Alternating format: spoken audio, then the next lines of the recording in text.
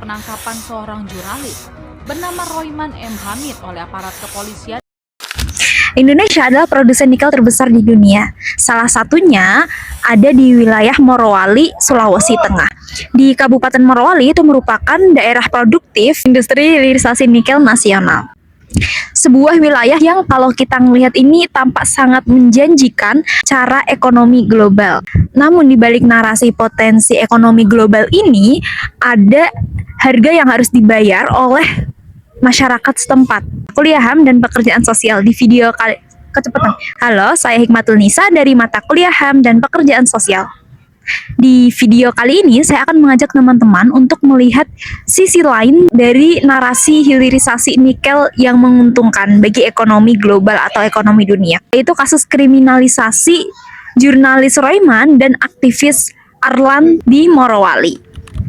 Konflik ini bermula saat warga desa Toret, Kecamatan Bungku Pesisir, Kabupaten Morowali, Sulawesi Tengah berkonflik dengan perusahaan nikel PT RCP atau Raihan Catur Putra terkait sengketa tanah atau konflik agraria, di mana PT RCP membeli lahan produktif warga dan memberikan kompensasi yang tidak sesuai dengan kesepakatan awal, sehingga warga marah dan menuntut perusahaan. Seorang aktivis lingkungan bernama Arlan hadir mendampingi warga memperjuangkan hak mereka, tapi Arlan justru ditangkap oleh polisi. Mendengar kabar Arlan ditangkap, warga marah karena Arlan merupakan salah satu aktivis lingkungan yang memperjuangkan hak-hak mereka. Nah, warga yang tidak terima pada tanggal 3 Januari itu menggelar aksi protes hingga berujung membakar salah satu kantor dari perusahaan PT RCP. Respon aksi ini, polisi bergerak mencari aktor atau provokator yang diduga mendalangi aksi pembakaran. Salah satunya adalah seorang jurnalis bernama Royman. Video penangkapan Royman memicu kecaman luas dan menyebar di media sosial. Supaya keluar kamu punya anggaran kemana? Kita tahu semua itu. Tidak main pistol, Pak. Yang mau penting. Oke. Kami datang. Kami masyarakat, Pak, bukan Iya. teroris, Pak, bukan teroris. Tidak, foto sekarang. Foto-fotonya foto sekarang. Jangan begitu.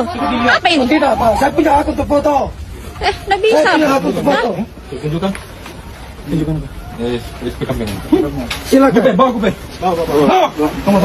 Kenapa kamu kata aku? Polisi mendatangi kediaman Royman. Di sana tuh polisi mengklaim kalau mereka tuh udah ada surat penangkapannya, administrasinya lengkap untuk penangkapan Royman.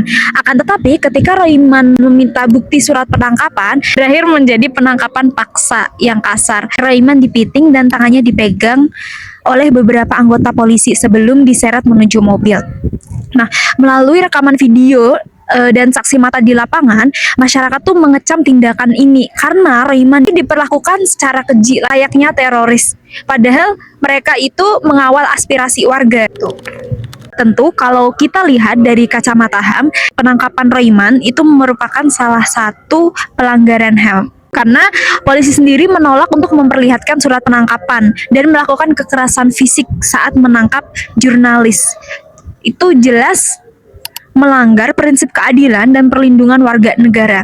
Nah, ketika aparat penegak hukum memperlakukan pembela lingkungan, memperlakukan aktivis lingkungan dan jurnalis yang menyuarakan aspirasi masyarakat seolah-olah adalah teroris, disitulah terjadi pelanggaran terhadap hak atas rasa aman, kebebasan berpendapat, dan pencemaran terhadap hak kemanusiaan.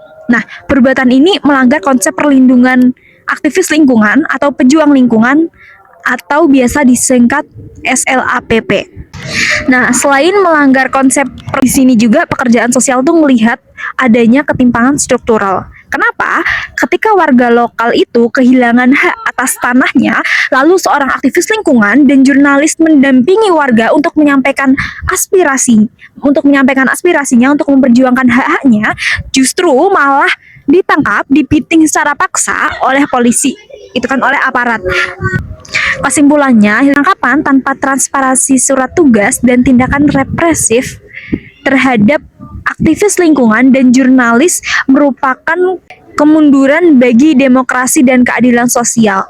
Saya Hikmatul Nisa, terima kasih. Mari kita kawal terus hak masyarakat adat dan ruang sipil kita.